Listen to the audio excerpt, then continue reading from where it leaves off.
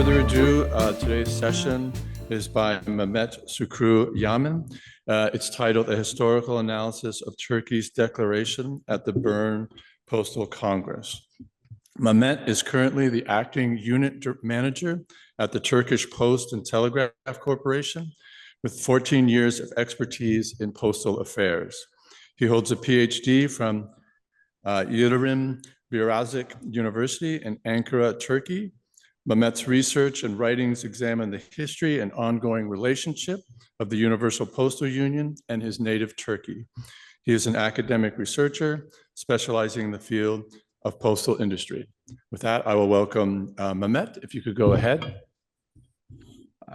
Thank you so much, Scott, for the kind introduction.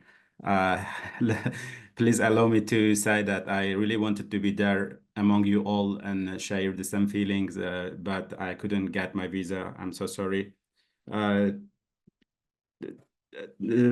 First and foremost, it's an honor and privilege to be part of this symposium of exceptional importance. And I would like to begin by discussing the foundational motivation behind this presentation. As a researcher in the early stage of my academic career, I place particular emphasis on exploring the relationship between the UPU and Turkey. The relations, in my view, can be examined in two distinct phases. The first phase spans around 50 years, beginning with the Declaration and the Bern Congress, and concluding with the Madrid Congress, the last UPU gathering held prior to the establishment of the Republic. This period is unified by a central topic, the issue highlighted in the 1874 Turkey Declaration, which remained the primary focus and unresolved priority throughout these decades. In this study and in this presentation, I aim to interpret the Declaration, as I believe it not only encapsulates the challenges of its time, but also offers valuable insights into some of the shared issues we continue to face today. Here is the structure of my presentation. I will be explaining some basic particularities of Bern Congress. Then I will move to Turkey's declaration, and then I think the background behind the Turkey's declaration is very significant. And then finally, I will be discussing one of my key findings during my research. The first 1874 Postal Congress is the first postal congress convened in Bern on September 15, following an invitation by the Swiss government. Delegations from 21 countries participated, with a total of 40 individuals attending the meeting. Among these participants, 10 were the Director Generals of Postal Services in their respective countries. Switzerland hosted the largest delegation with 5 representatives. In contrast, 7 countries were represented by a single delegate, each France, Luxembourg, Norway, Romania, Serbia, Sweden, and Turkey.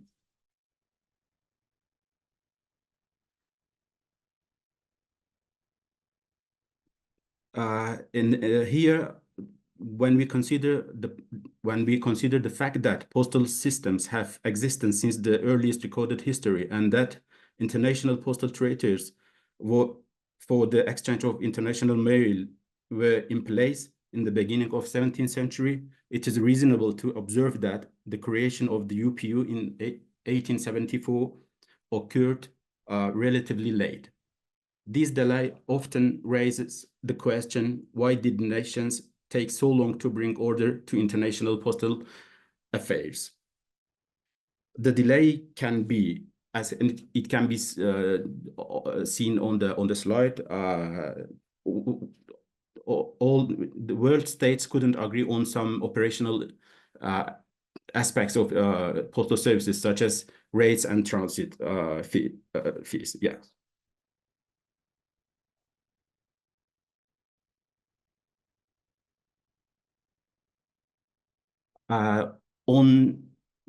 the 16th September, during the inaugural session of the Bern Congress, Turkish delegate, the first Turkish delegate to the UPU Congresses, Yanko Magridi, made a historic declaration. And the reason behind the declaration was that he found it necessary to inform postal sector stakeholders, state authorities responsible for operation in Turkish territories, and the international postal community about the irregularities, shortcomings, contradictions, and legal violations occurring within Turkey's borders. And actually, that was one of the primary reasons for Turkey's presence in Bern.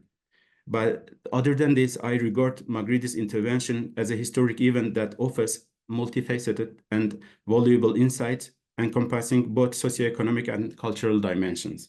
The aspirations and expectations articulated in the declaration remained a central priority for Turkish delegations at the UPU Congresses. And so far, I would like to emphasize that no historians or, during my investigations, I didn't come across any book or any article specifically focusing on Turkey-UPU relations and the declaration itself.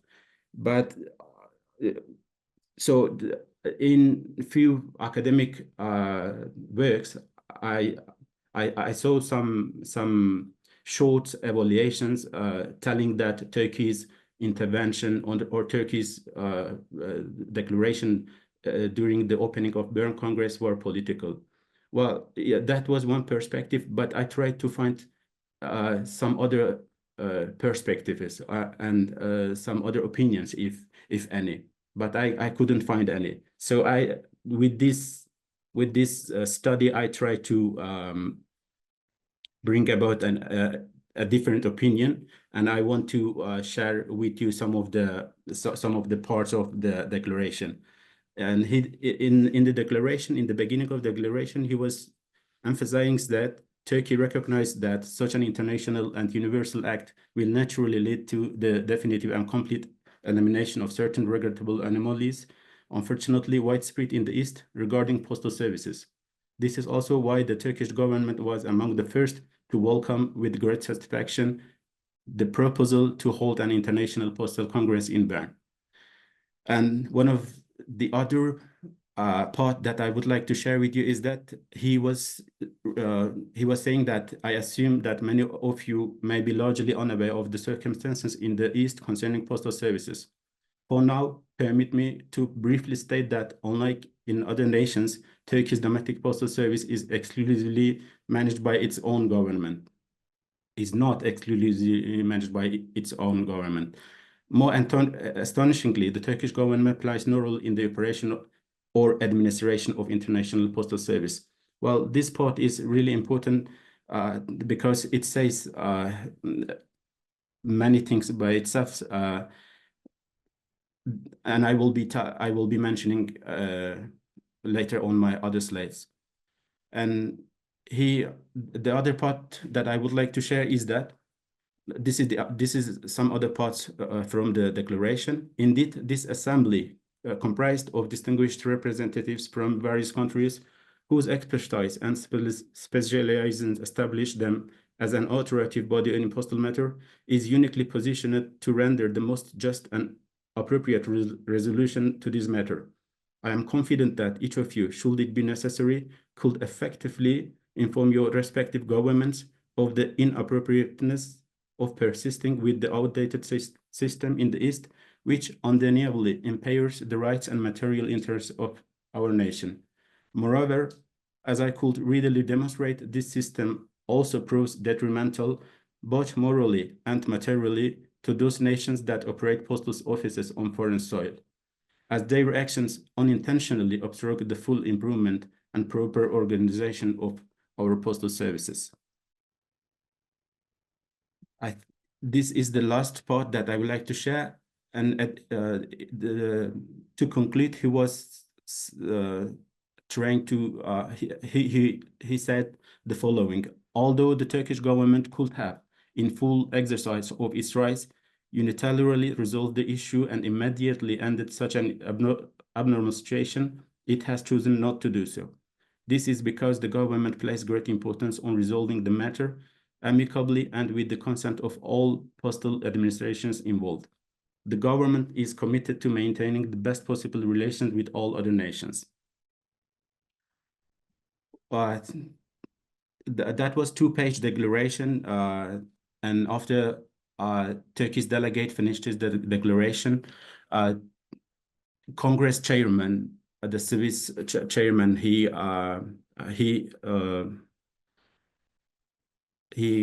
said that the chairman of the Congress ruled that the question raised by the Turkish delegate was outside the jurisdiction of the Congress, and since it didn't have the power to take it into consideration and to bring it up for discussion, any decision would be valueless. He suggested that the Turkish government take up the problem directly on a diplomatic basis with the countries involved. The chairman's decision and suggestion were supported by the delegates from Germany, France, Great Britain, and Austria. Here, I would like to draw your attention to the fact that in any international gathering, when any dispute arises, normally the respective countries' delegates take floor and explains their opinions. But after Turkish delegates' declaration, the chairman of the Congress directly took the initiative, and he said that the declaration itself was not relevant with the Congress agenda. And then his stance was supported by the delegates of the aforementioned countries.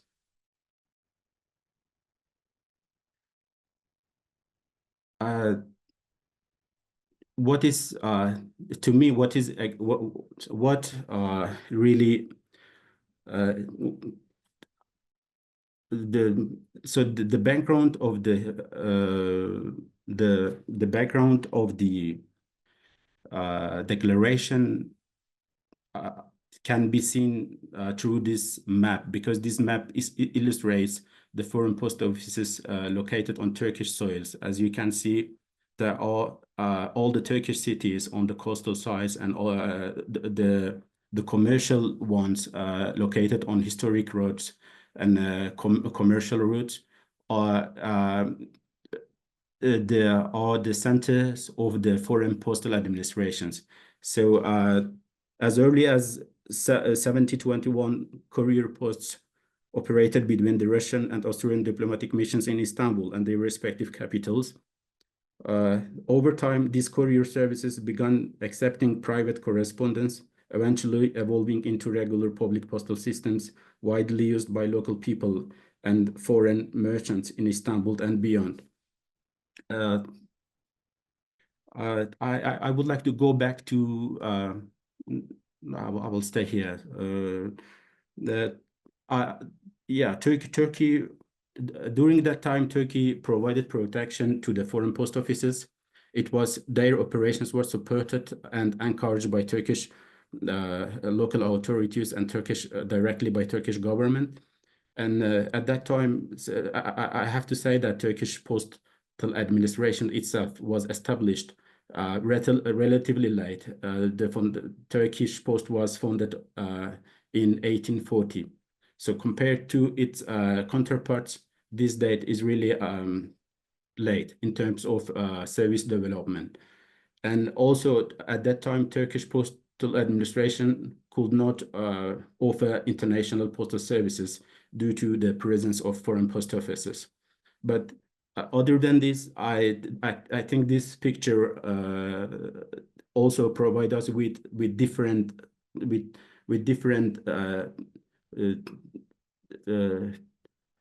characteristics of postal service, because if it's all about people, and those foreign posts were providing services to the citizens and local businesses and foreign merchants, and they were playing a central part in daily life.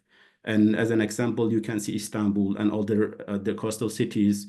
And in Istanbul, for example, there were around 20 different foreign post offices,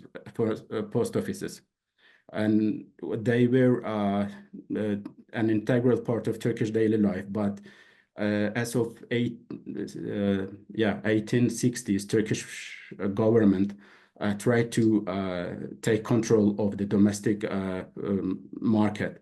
So they initiated a process looking for the abolition of foreign post offices.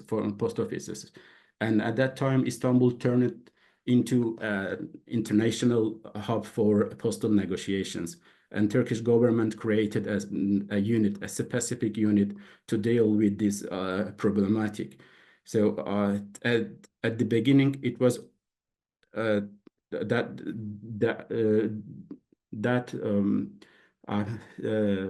to say that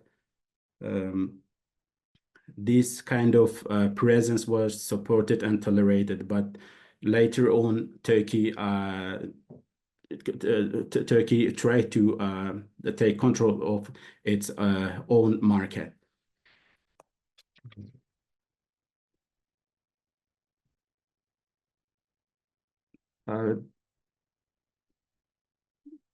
And during my research, I have to say that when you search something, when you do research, you need to see the existing work.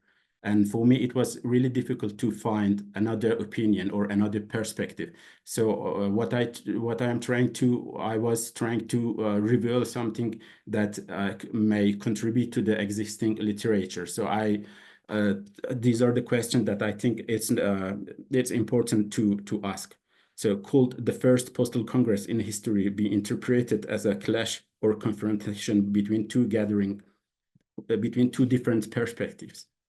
Was it a case of disagreement? I mean, a force to unite, an opinion grappling with this integration, or perhaps an approach that prioritized unilateral decision-making on critical postal matters and sensitive issues.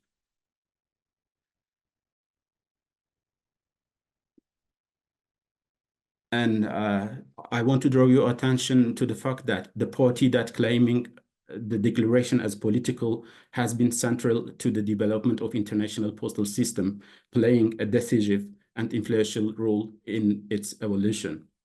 A shared and parallel process paved the way for the establishment of the both modern and postal services and institutions. This development was marked by a significant accumulation of knowledge and infrastructure, particularly in European countries. Notable milestones include the foundation of the British postal system in 1477 and the French postal service in 1483. Additionally, a standardized approach to postal system began to spread across Belgium, Switzerland, and the rest of European continent and beyond, of course. The party, on the other side, the party asserting that the issue was not political, was a singular state, characterized an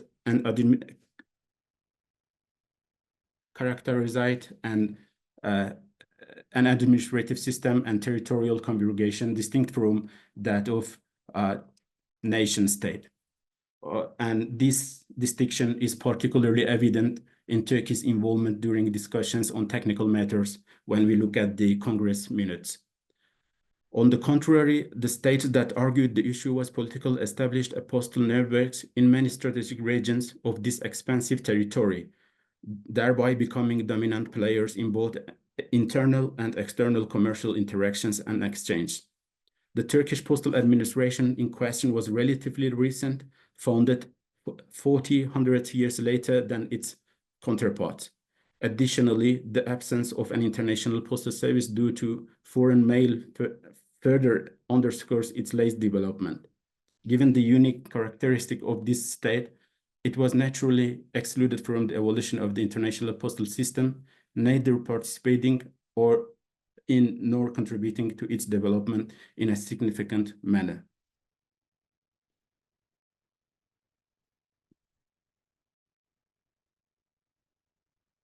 The primary issue at hand was the lack of state authority and control over these foreign postal centers. There was no state involvement in their operation. While the Postal Service functions as a state within a state and retains a national character, the presence of postal centers operated by foreign states undermined this framework and violated the established status. To conclude here, Turkey's founding membership of the UPU in 1874 and Turkey's entry into the UPU in 1875 marked the culmination of an early 50-year struggle to ensure to be the only postal power to conduct effective operation of both domestic and international postal services within its borders. With the membership, Turkey earned the right to be heard, but not the exclusive right to be the only postal administration on its territory. Turkey holds, unlike the other opinions, Turkey holds the distinction of being the first country in the history of the UPU to address the social and economic dimensions of postal anomalies occurring within its borders and beyond. That was end of my presentation, and I will be happy to answer any question, if any. Thank you, Mehmet. Do we have any questions in the room at all? Yes, Fiona. I want to thank our esteemed speaker for a very scholarly presentation and insights that many of us, at least I did not have. So thank you very much. I have two questions, Your Excellency. One, what was the background that triggered allowance of foreign post offices to function in Turkey even after the UPU membership? And the second question is that during World War I, I have some example of registered mail from British post office in Basra addressed to a bank in Turkey, where the British Indian stamps were not accepted and were charged postage due. And I was just wondering if you can share some insights. Thank you very much. I thank you very much for this question. Well, I must say, I think that, as I said during my presentation, Turkish Post Corporation, Turkish Post Administration was founded at a very late stage. So 1840 is a very late stage compared to the European or even the other postal administrations in different parts of the world. So as I said, there was a rigid and so there was a strong commercial interaction between Turkey and the other parts of the world. And Turkish government, even with the 14th century, accorded commercial rights to the foreign entities and foreign countries. And as I said, as early as the 18th century, with the beginning of 18th century, foreign postal administrations were in place in Ottoman cities because there was no postal service provided by the state. And all the commercial activities were happening through postal channel, and they were the European countries like Great Britain, Austria, France. They were the dominant powers in Turkish market. And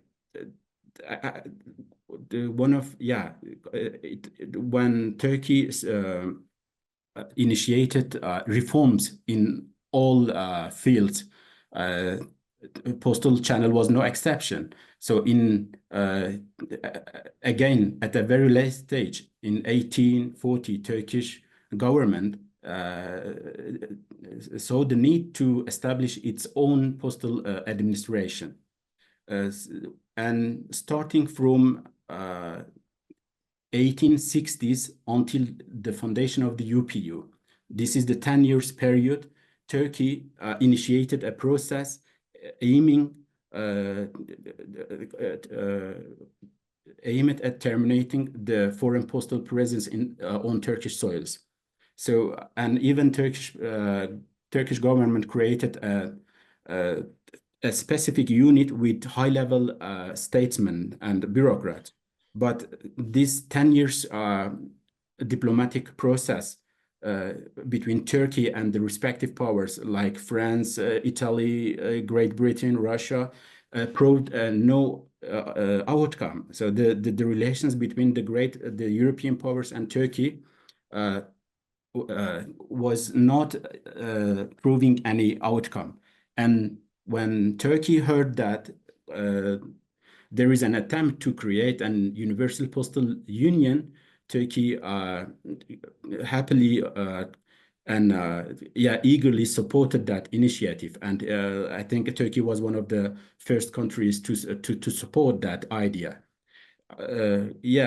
Well, and I must say that, leaving aside the political side, it's a very rich history. So you can approach it from the cultural perspective, social perspective, economics perspective, and even the stamps provide many uncovered things between those countries. So when I think it's a fact to be assessed with all aspects, not only focusing on one side. For example, France had its own postal infrastructure in Turkey in 1812, Great Britain in 1832, Greece 1834, Egypt and Germany 1870, before the establishment of the UPU, Italy in 1873, and Romania in 1896. So and Turkey, I must say, Turkey was considered a land where European powers were competing between themselves.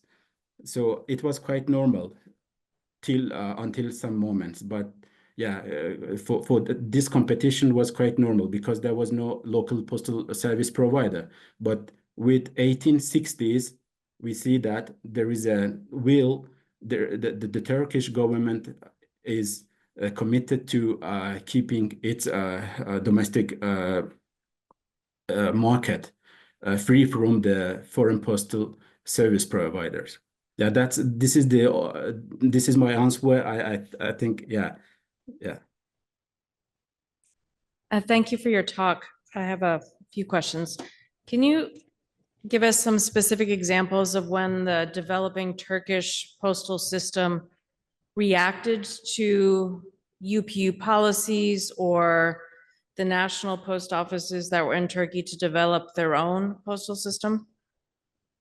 Any examples that they took, for example, of what they were seeing operating in Ottoman borders? Sorry, can you please repeat the question? I didn't get you well. I'm so sorry.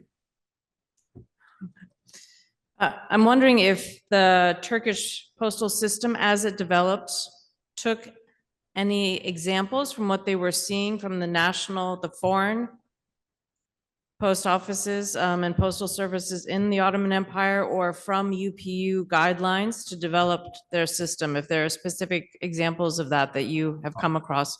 Okay, yeah. Well, I must say that when Turkish Post was founded, the main priority was to take the domestic market, take the control of the domestic market. So during the first 20 years, there was no problem with foreign postal service providers. And there was no idea of creating, of course, there was an idea of having a general postal union. But when we, even from Turkey's perspective, Turkey was not invited to the Paris Postal Conference because at that time, this topic was rising. And Turkey was not an influential postal power because its postal administration was founded at a very late stage. And at that time, Turkish Post had no experience. And before that, Turkey and France, Turkey's Turkish bureaucrats in France critically examined the French postal system, and they took all the regulations and let's say samples from France to implement in Turkey. And the postal relations were really good between Turkey and France to some moments. And the main focus was to create a regulation only focusing on domestic services without international postal service. But with the increase of foreign postal services influence, I think the idea of Universal Postal Union may played a role on Turkey's policies towards foreign postal service providers, because it was when the idea of Paris Postal Conference was in concrete, Turkey started to realize that if it didn't take control of it, the mass market, so it will be all gone, if I may say so. Of course, it's not that way, but in Turkish archives, the number of documents focusing, telling information about that process and that area is unlimited. But when it comes to Turkey-UPU relations and Turkey on international platforms, on international scene, we don't see a lot of information. So the connection, I think, is the foreign postal presence, and to the UPU connection, when I think Turkey received the same reaction from the UPU, because as I said, there were two parts. One part consisted of several European great powers, and Turkey was by itself alone. So they were the countries leading the way to a general postal union. We can see it from the Paris Postal Conference and the preparations before and after the Bern Congress. So they were really influential, and I think Turkey was very willing to have good relations with the UPU, but you need to have information so that you can assess something. I tried to check the UPU library. As an example, I checked maybe the whole numbers of Union Postal, and I also tried to see all the documents, all the books present in the UPU library. And I also checked the Swiss archives as well. But there is no information regarding the mutual relations between UPU and Turkey. Of course, there was an interaction between UPU and Turkey. Turkey was informing, as that was the case.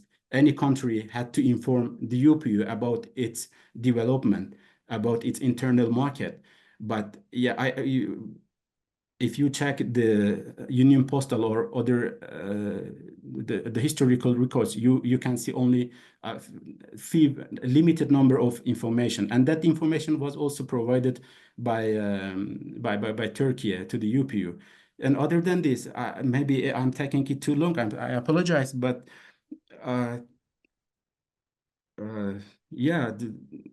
we see the UPU well, I think postal service is the thing that unite people, and we can see it before the the Bern Congress. But the sensitivities are not, let's say, equally handled, because we see that the colonial territories were integrated into the UPU network. And we see that even in Bern Congress, we see the attempts. Even before the Bern Congress, the European power, the representatives of European powers, and some delegates of other countries, as like Egypt, they came together in Bern to discuss the foreign postal presence in their soils. And in 1875, there was a specific, I think it is the first extraordinary congress in UPU history. The delegates were invited again from the great powers, were invited to the Bern to discuss the the integration of colonial territories to the UPU. That was important, but no one how to say, yeah, we don't see any labeling that no one see this as a political or any I don't know how to name it, but yeah, we see that from 1874 till very yeah, early dates, the integration of colonial territories or foreign post offices into the UPU was known to all. So even the postal historians and the postal experts have provided a lot of information, articles, books on that. Yeah, I think, yeah, that's all I can say. Thank you. And can you tell us a bit more about the man that was sent as the delegate to Bern? To Bern, yeah, 1874? the first, yeah, Yanko Makridi is the first Turkish delegate to the UPU. But I think during my research, I tried to draw your attention to the postal competence of the European powers and the expertise of the European representatives, because they were the guys trying to find a solution to the common problem, which were the transit fees and rates. And we see several attempts like Paris Postal Conference and German Postal Union, or the other like the agreement between USA and England. But yeah, those people and yeah, representing these countries were trying to find common solutions, and they were very competent people. I think this is a very well-known fact to everybody. Like Roland Hills, Henry Stepan, these are the people that we are really grateful to them even today. We remember them with great gratitude. And to your question, Yanko Makridi was the first Turkish delegate to the UPU. And he was one of the, yeah, if I may say so, he was one of the best Turkish delegate having experience on such issues, postal and telegraphic issues, because he was the Turkish, he was the Turkish representative dealing with telegraphic union negotiations. So he had enough information. He was, I think, yeah, he knew all the other postal experts from different parts of the world. And yeah, the Turkish government decided to send Yanko Makridi to Bern. And yeah, he's a very well qualified. I checked about him through Turkish archives. He's one of the best Turkish bureaucrats even in history, in Turkish postal history or Turkish communication history. And but he tried. If you check his 2-page declaration, you can see that it has some uniqueness and it has some characteristics from him. Of course, the declaration is an official one. It reflects Turkey's stance, but also I believe it also contains his personal attitude, his personal perspective to the topic. He tried to resolve the issue amicably. But in the successive UPU congresses, it is exciting to see that he was not taking part in other congresses. But this is a problem when it comes to Turkey's presence in the UPU Congress. Each Congress, the delegates were different, but when you can't see this in European example. But Yanko Macready was invited to the, I think, 1876. As I said, there was the first extraordinary meeting in the history of UPU, the one that was looking for the integration of the small lands and also colonial territories to the integration of the UPU network.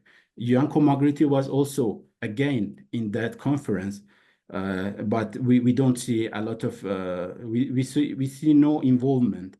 I think I saw in one of the scholarly work he tried to bring about the issue again.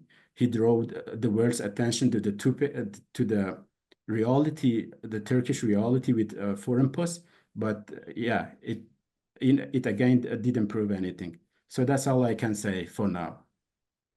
Thank you. Thank you very much. The question in the room is, when did Turkey get control of its postal system within its territory? Oh, thank you, Scott, for transmitting the question. Well, Turkey is a founding member of the UPU, and its membership formalized in 1875. And at that time, in 1875, Turkey launched International Postal Service, which means Turkey is fully capable of performing domestic and international postal services. But again, the foreign post offices insisted on remaining on Turkish market. During the World War first, we see that even before that, we see some closure of foreign post offices, but that was some examples of some foreign post offices. I mean, some centers. We don't see a general or a whole closure. And during the war, we see that foreign post offices ceased their operations, if I may say so. But again, there were some military post offices performing regular postal services. They were performing like a normal post office. And again, then after the war, they started to provide services again. But the final closure of the foreign post offices happened in with the establishment of the Republic in 1923. And for that reason, I separate UPU-Turkey relations into two different parts. One started from 1874 till 1920, and then the second phase is starting from 1924 till today. Okay, I think we'll end the session there. Thank you, Mehmet, for this excellent presentation. Thank you.